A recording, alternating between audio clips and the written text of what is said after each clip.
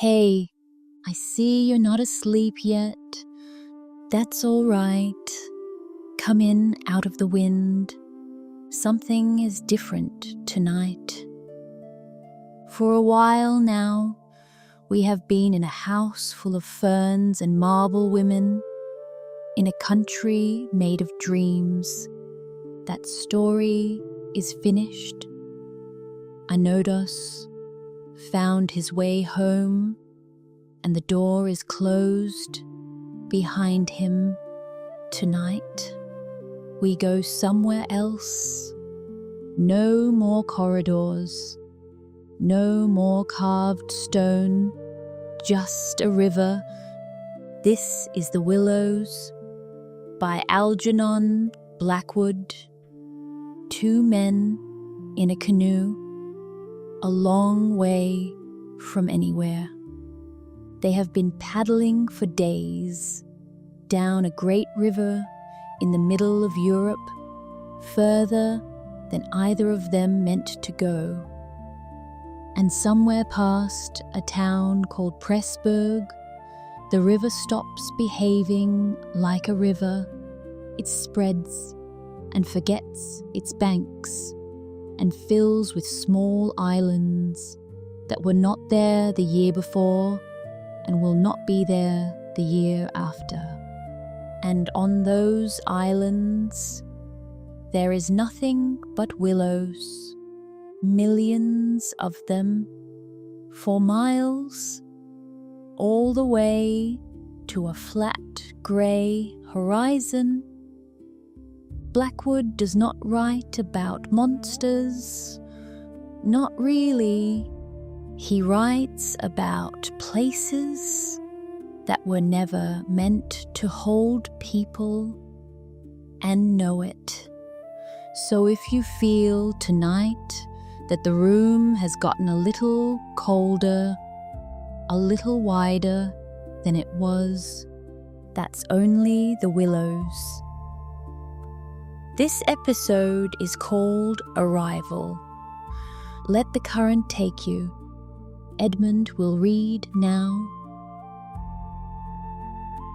After leaving Vienna, and long before you come to Budapest, the Danube enters a region of singular loneliness and desolation, where its waters spread away on all sides, regardless of a main channel, and the country becomes a swamp for miles upon miles, covered by a vast sea of low willow bushes.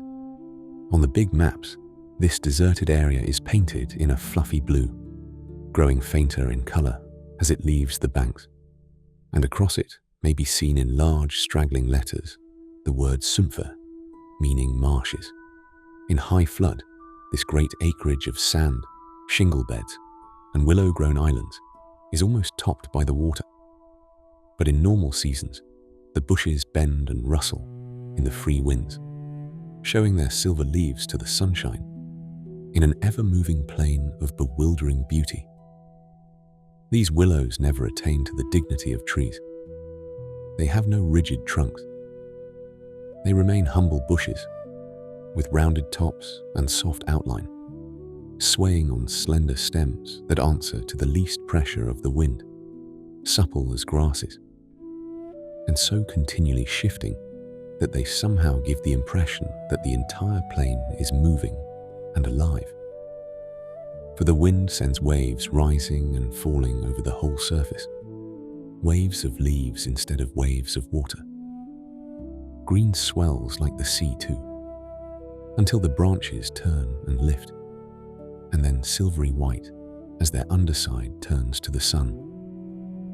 Happy to slip beyond the control of the stern banks, the Danube here wanders about at will, among the intricate network of channels intersecting the islands everywhere, with broad avenues down which the waters pour with a shouting sound, making whirlpools, eddies, and foaming rapids, tearing at the sandy banks, carrying away masses of shore and willow clumps, and forming new islands innumerably, which shift daily in size and shape, and possess at best an impermanent life, since the flood time obliterates their very existence.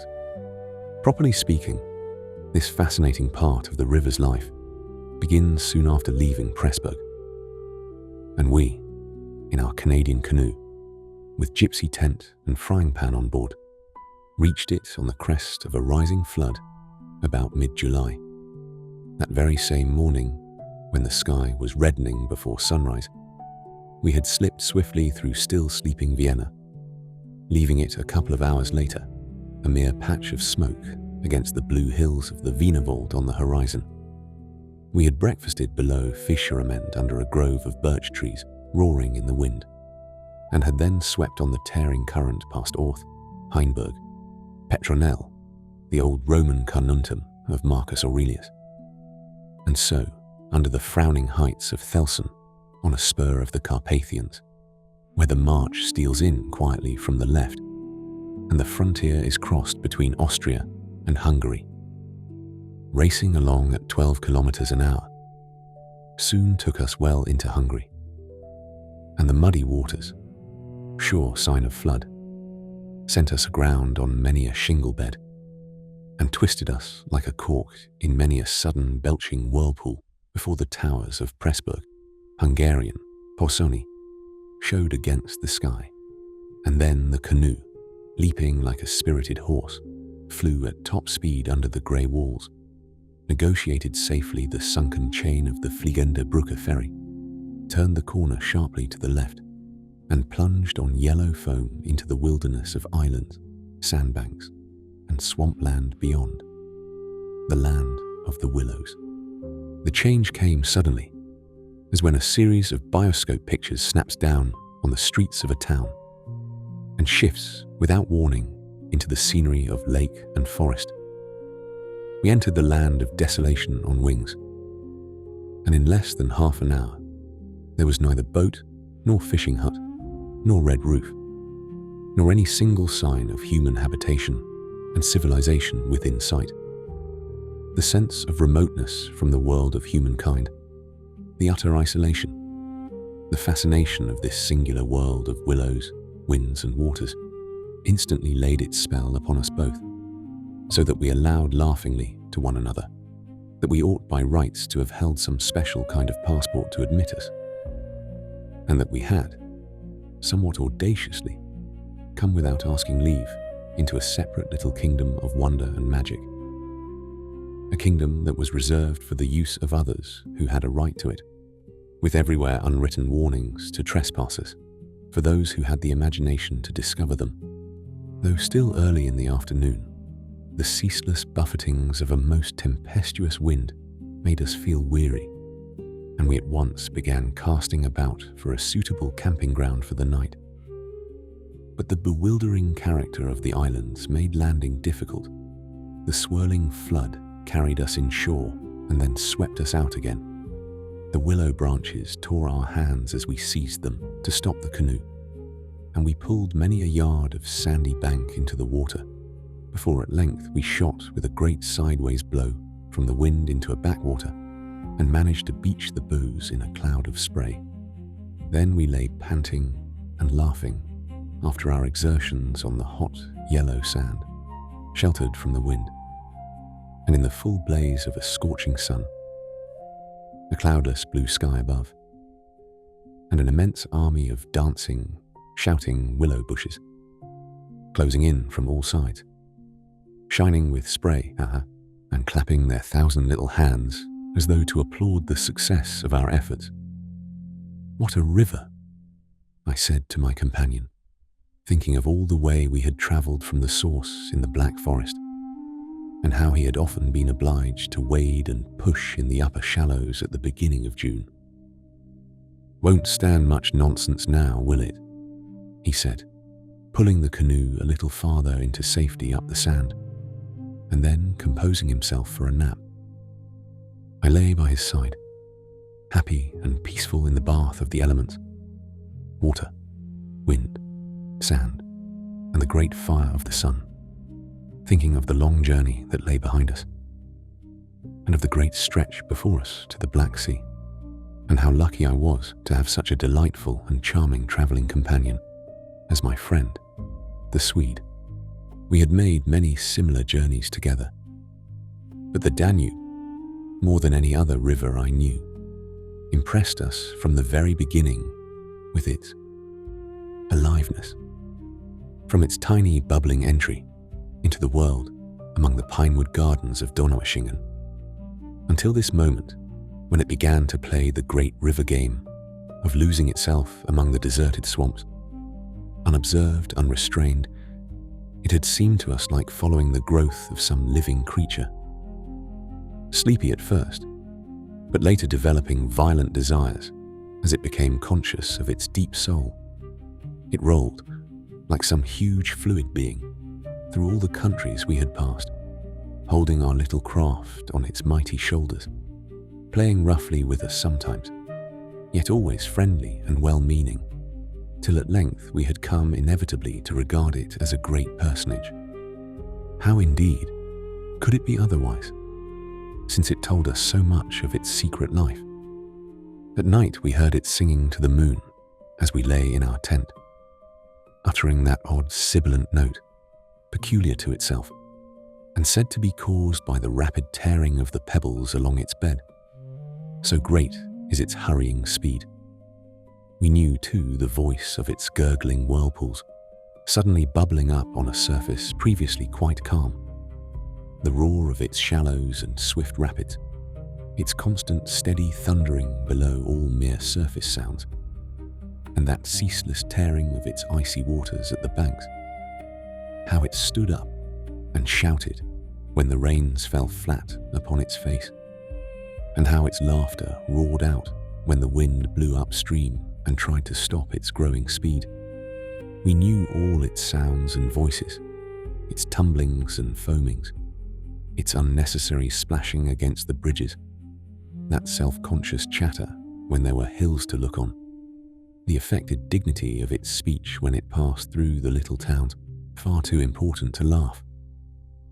And all these faint, sweet whisperings when the sun caught it fairly in some slow curve and poured down upon it till the steam rose. It was full of tricks too, in its early life, before the great world knew it. There were places in the upper reaches among the Swabian forests, when yet the first whispers of its destiny had not reached it, where it elected to disappear through holes in the ground, to appear again on the other side of the porous limestone hills and start a new river with another name, leaving, too, so little water in its own bed that we had to climb out and wade and push the canoe through miles of shallows. And a chief pleasure in those early days of its irresponsible youth was to lie low, like Brer Fox, just before the little turbulent tributaries came to join it from the Alps, and to refuse to acknowledge them when in, but to run for miles side by side, the dividing line well marked, the very levels different, the Danube utterly declining to recognize the newcomer. Below Passau, however, it gave up this particular trick, for there the inn comes in with a thundering power impossible to ignore, and so pushes and incommodes the parent river that there is hardly room for them in the long twisting gorge that follows, and the Danube is shoved this way and that against the cliffs and forced to hurry itself with great waves and much dashing to and fro in order to get through in time.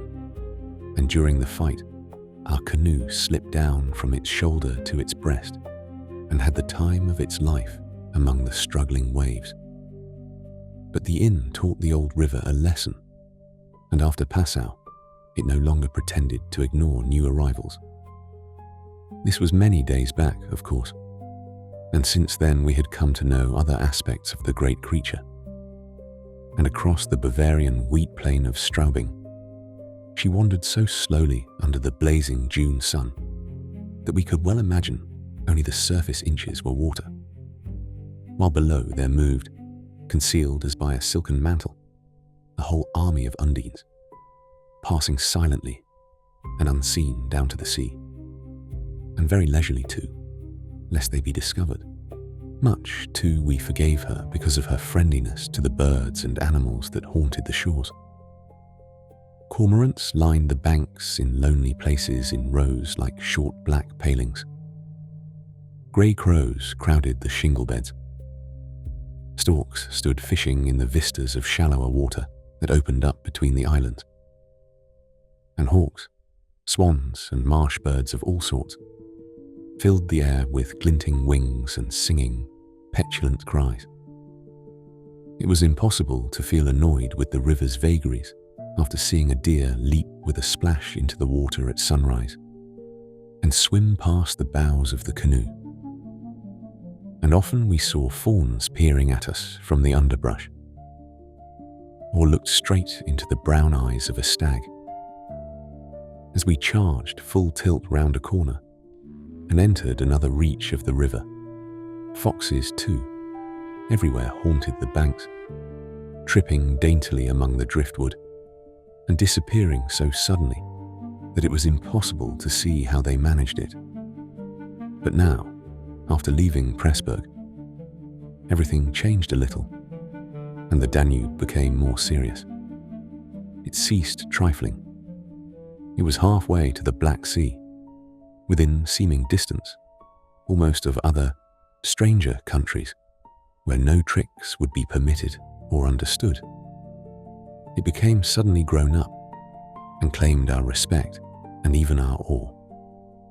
It broke out into three arms, for one thing, that only met again 100 kilometers farther down, and for a canoe there were no indications which one was intended to be followed.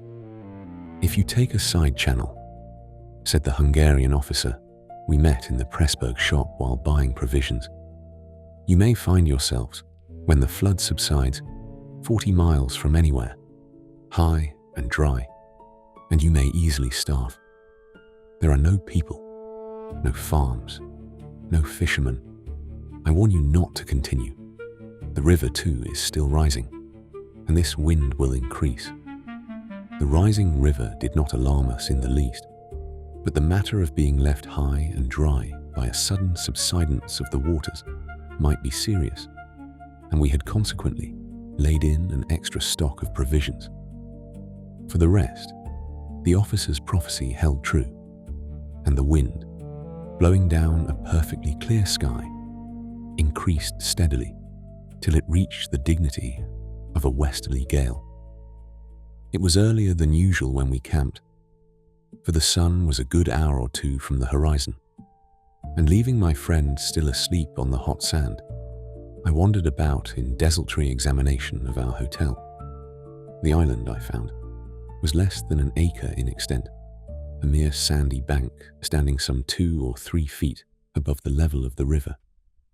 The far end, pointing into the sunset, was covered with flying spray, which the tremendous wind drove off the crests of the broken waves.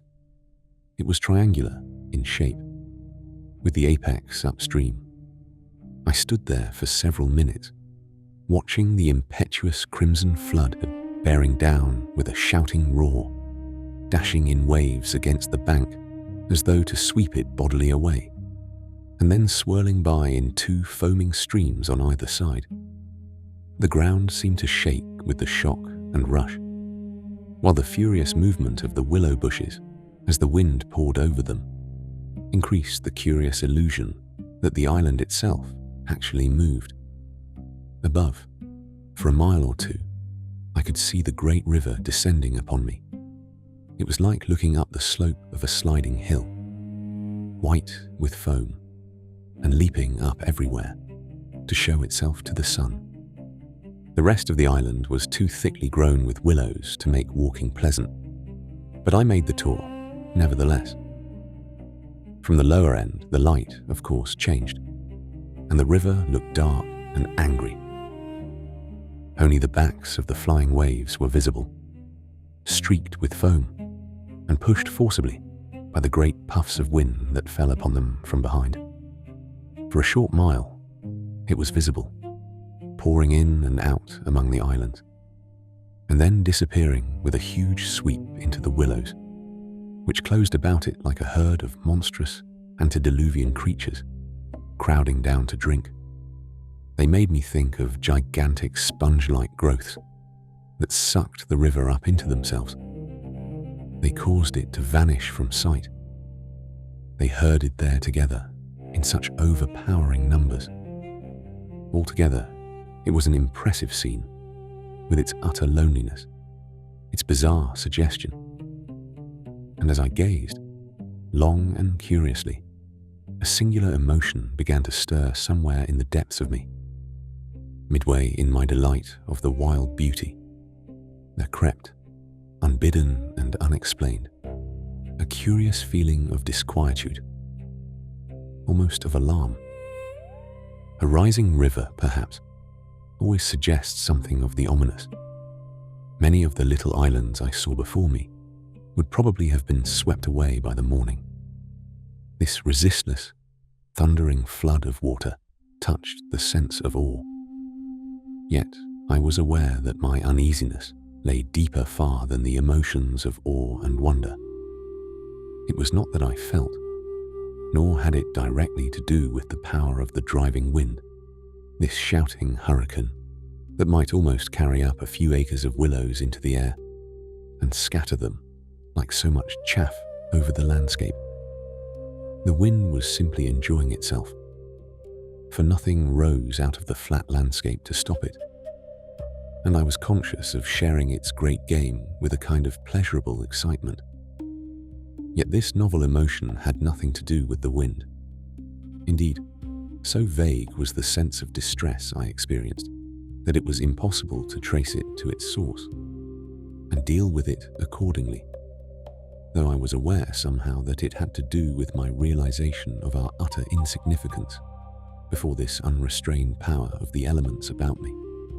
The huge grown river had something to do with it too. A vague, unpleasant idea that we had somehow trifled with these great elemental forces in whose power we lay helpless every hour of the day and night.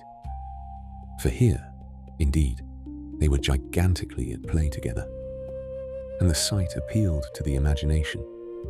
But my emotion, so far as I could understand it, seemed to attach itself more particularly to the willow bushes, to these acres and acres of willows, crowding, so thickly growing there, swarming everywhere the eye could reach, pressing upon the river as though to suffocate it, standing in dense array mile after mile beneath the sky, watching, waiting, listening, and apart quite from the elements. The willows connected themselves subtly with my malaise, attacking the mind insidiously, somehow by reason of their vast numbers, and contriving in some way or other to represent to the imagination a new and mighty power. A power, moreover, not altogether friendly to us. Great revelations of nature, of course, never fail to impress in one way or another, and I was no stranger to moods of the kind.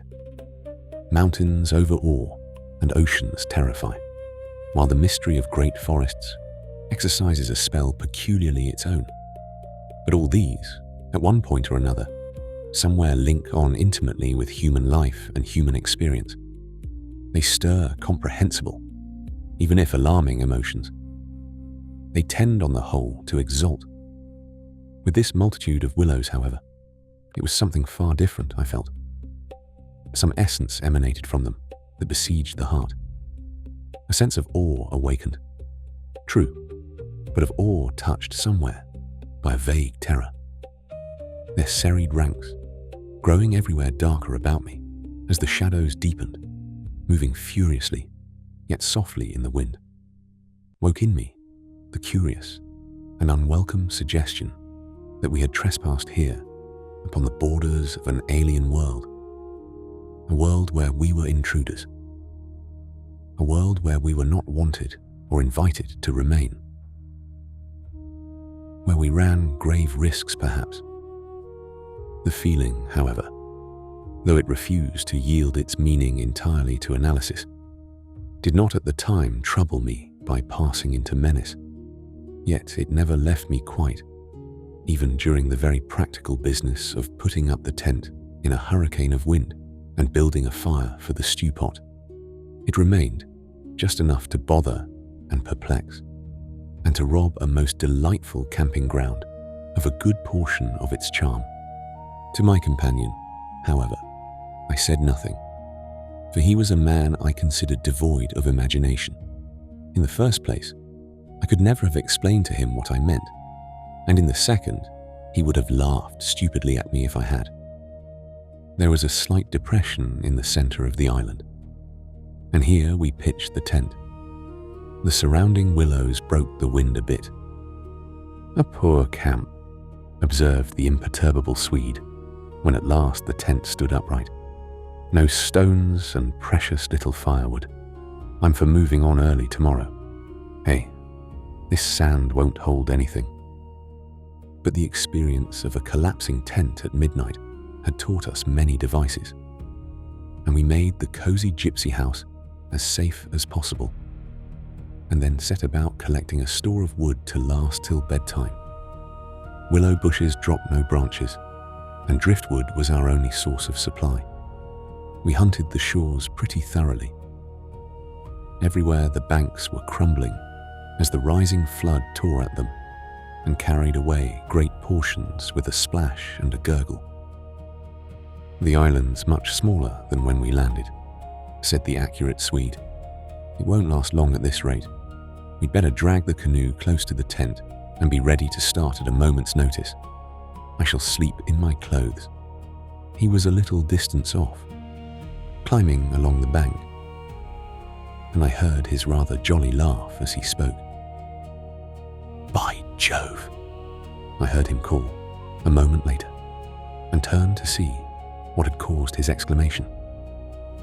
But for the moment, he was hidden by the willows, and I could not find him. "What in the world's this?" I heard him cry again, and this time his voice had become serious. I ran up quickly and joined him on the bank. He was looking over the river, pointing at something in the water. "Good heavens, it's a man's body," he cried excitedly. "Look!" A black thing, turning over and over in the foaming waves, swept rapidly past. It kept disappearing and coming up to the surface again. It was about 20 feet from the shore, and just as it was opposite to where we stood, it lurched round and looked straight at us. We saw its eyes reflecting the sunset and gleaming an odd yellow as the body turned over. Then it gave a swift, gulping plunge and dived out of sight in a flash. "An otter, by gad!" we exclaimed in the same breath, laughing. It was an otter, alive and out on the hunt. Yet it had looked exactly like the body of a drowned man turning helplessly in the current. Far below it came to the surface once again, and we saw its black skin, wet and shining in the sunlight. Then, too, just as we turned back, our arms full of driftwood, another thing happened to recall us to the riverbank. This time, it really was a man, and what was more, a man in a boat. Now, a small boat on the Danube was an unusual sight at any time.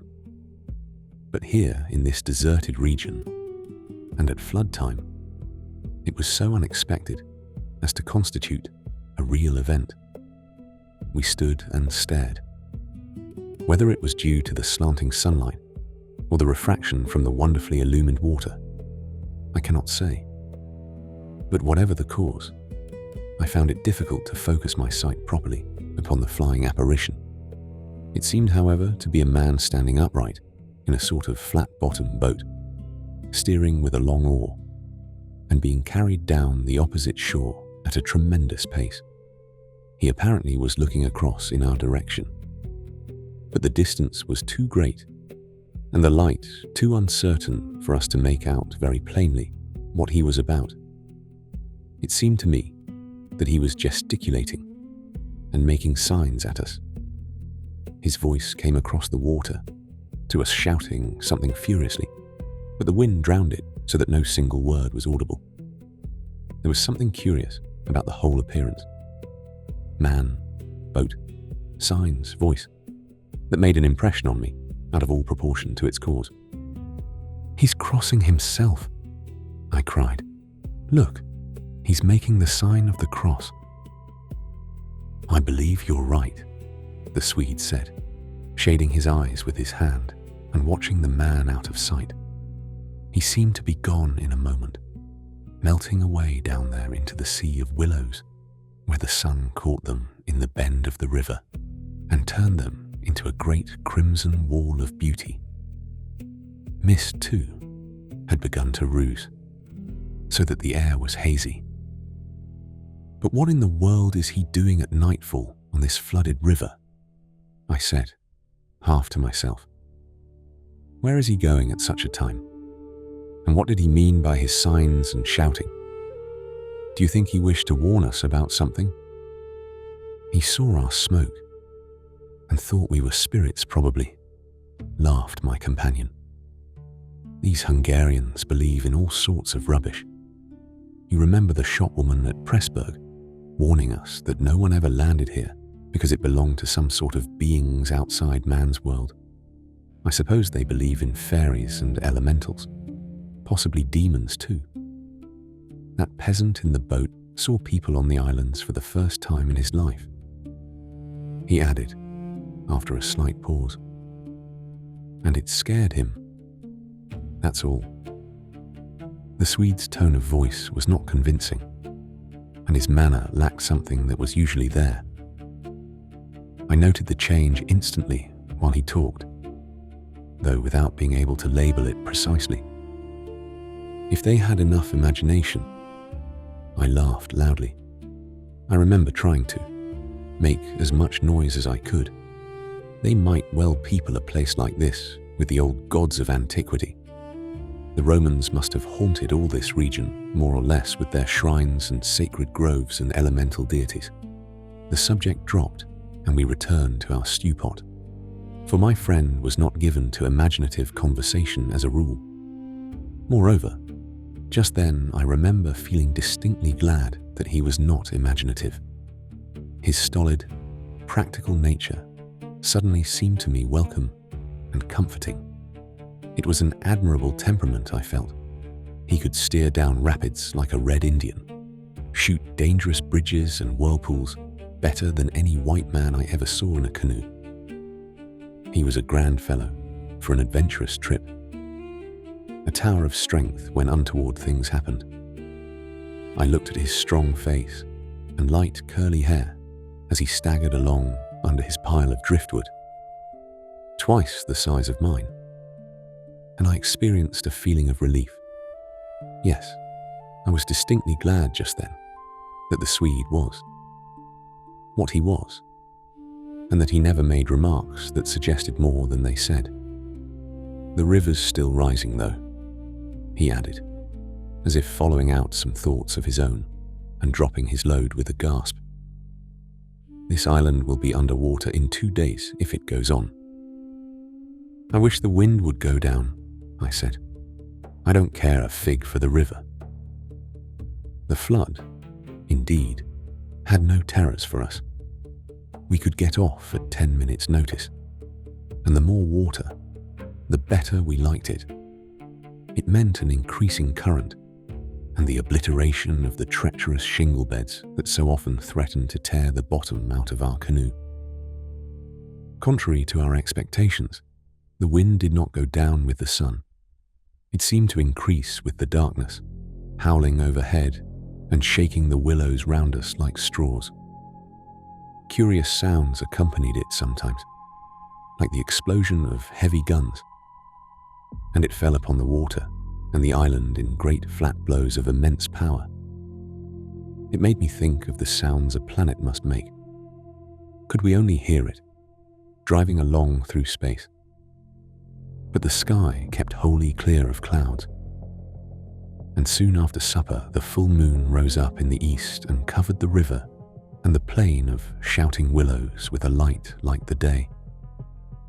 We lay on the sandy patch beside the fire, smoking, listening to the noises of the night round us, and talking happily of the journey we had already made and of our plans ahead. The map lay spread in the door of the tent, but the high wind made it hard to study. And presently, we lowered the curtain and extinguished the lantern. The firelight was enough to smoke and see each other's faces by, and the sparks flew about overhead like fireworks. A few yards beyond, the river gurgled and hissed, and from time to time, a heavy splash announced the falling away of further portions of the bank. Our talk, I noticed, had to do with the faraway scenes and incidents of our first camps in the Black Forest, or of other subjects altogether remote from the present setting, for neither of us spoke of the actual moment more than was necessary, almost as though we had agreed tacitly to avoid discussion of the camp and its incidents. Neither the otter nor the boatman, for instance, received the honor of a single mention, though ordinarily these would have furnished discussion for the greater part of the evening. They were, of course, distinct events in such a place. The scarcity of wood made it a business to keep the fire going, for the wind that drove the smoke in our faces wherever we sat helped at the same time to make a forced draught. We took it in turn to make some foraging expeditions into the darkness, and the quantity the Swede brought back always made me feel that he took an absurdly long time finding it. For the fact was, I did not care much about being left alone. And yet, it always seemed to be my turn to grub about among the bushes or scramble along the slippery banks in the moonlight. The long day's battle with wind and water, such wind and such water, had tired us both, and an early bed was the obvious program. Yet neither of us made the move for the tent. We lay there, tending the fire, talking in desultory fashion, peering about us into the dense willow bushes, and listening to the thunder of wind and river. The loneliness of the place had entered our very bones, and silence seemed natural, for after a bit the sound of our voices became a trifle unreal and forced. Whispering would have been the fitting mode of communication, I felt, and the human voice, always rather absurd amid the roar of the elements, now carried with it something almost illegitimate. It was like talking out loud in church, or in some place where it was not lawful, perhaps not quite safe, to be overheard. The eeriness of this lonely island, set among a million willows, swept by a hurricane, and surrounded by hurrying deep waters, touched us both, I fancy. Untrodden by man, almost unknown to man, it lay there, beneath the moon, remote from human influence, on the frontier of another world, an alien world, a world tenanted by willows only, and the souls of willows. And we, in our rashness, had dared to invade it, even to make use of it.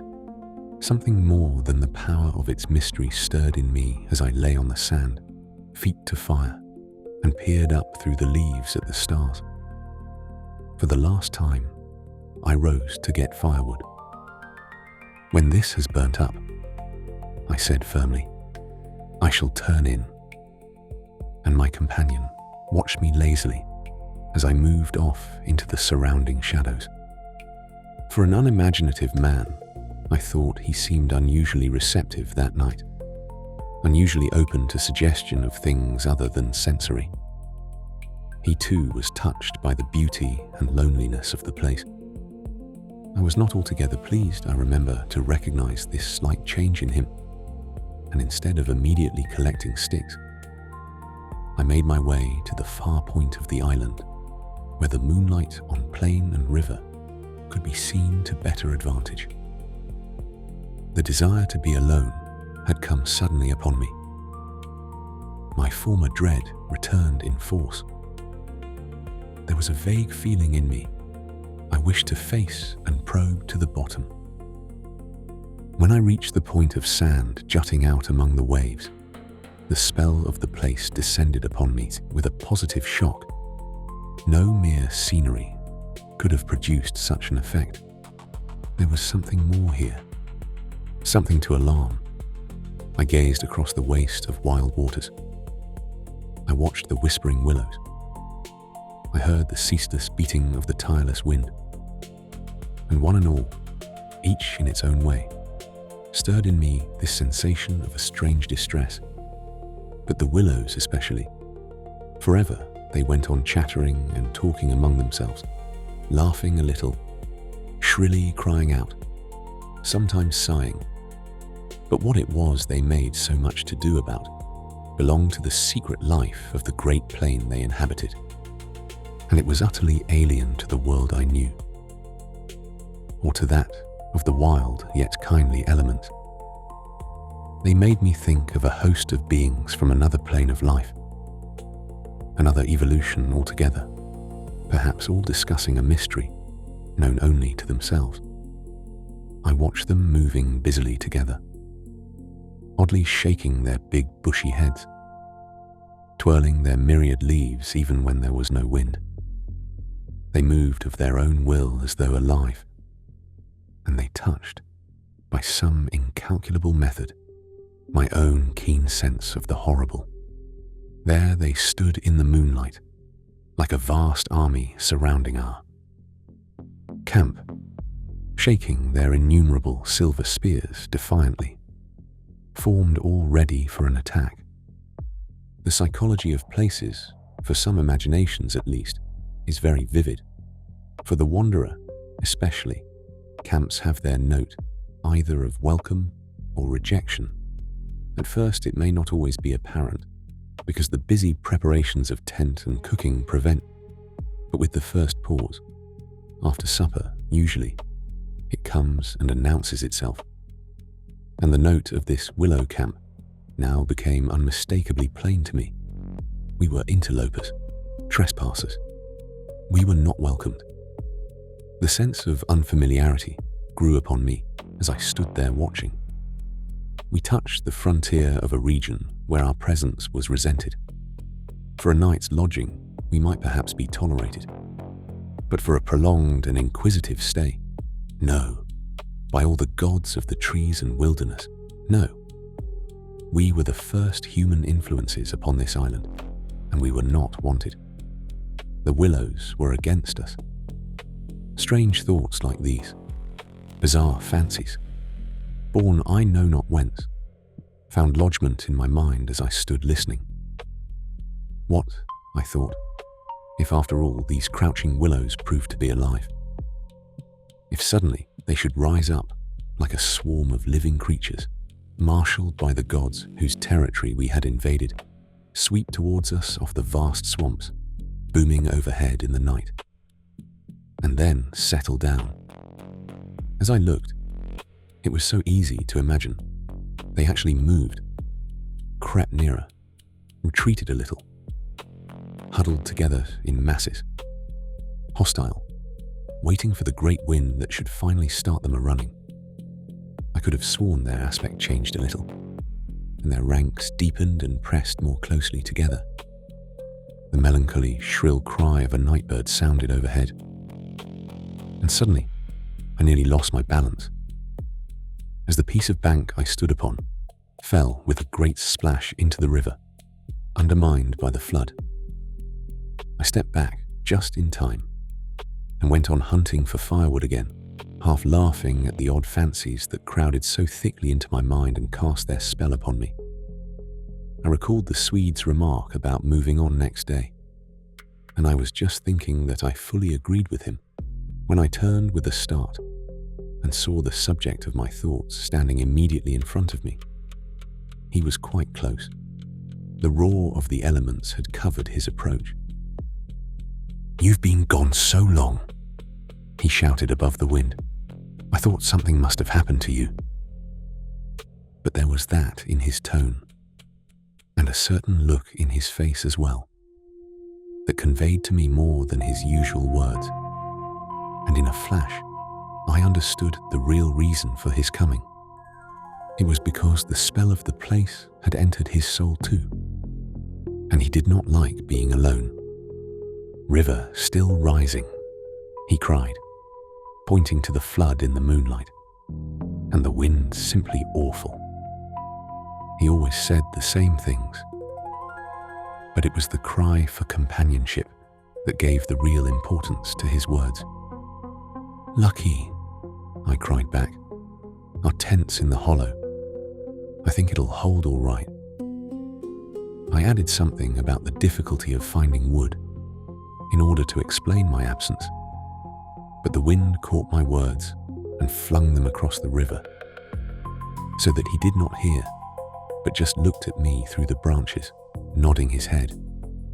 "Lucky if we get away without disaster," he shouted, or words to that effect, and I remember feeling half angry with him for putting the thought into words, for it was exactly what I felt myself. There was disaster impending somewhere, and the sense of presentiment lay unpleasantly upon me. We went back to the fire and made a final blaze, poking it up with our feet. We took a last look round, but for the wind, the heat would have been unpleasant. I put this thought into words, and I remember my friend's reply struck me oddly, that he would rather have the heat, the ordinary July weather, than this diabolical wind. Everything was snug for the night. The canoe lying turned over beside the tent, with both yellow paddles beneath her. The provision sack hanging from a willow stem, and the washed-up dishes removed to a safe distance from the fire, all ready for the morning meal. We smothered the embers of the fire with sand, and then turned in. The flap of the tent door was up, and I saw the branches and the stars and the white moonlight. The shaking willows and the heavy buffetings of the wind against our taut little house were the last things I remembered, as sleep came down and covered all with its soft and delicious forgetfulness. That is where we will leave it for tonight. Two men, a small fire, and a great many willows, leaning the same way in the wind. Next time, on the Willows, the first night, when the river shows them something in the water that should not be able to swim. The music you have been falling asleep to is the album Nocturnal Ledger from Velikor Dark Academia. Moth does not mind if you fall asleep before the end.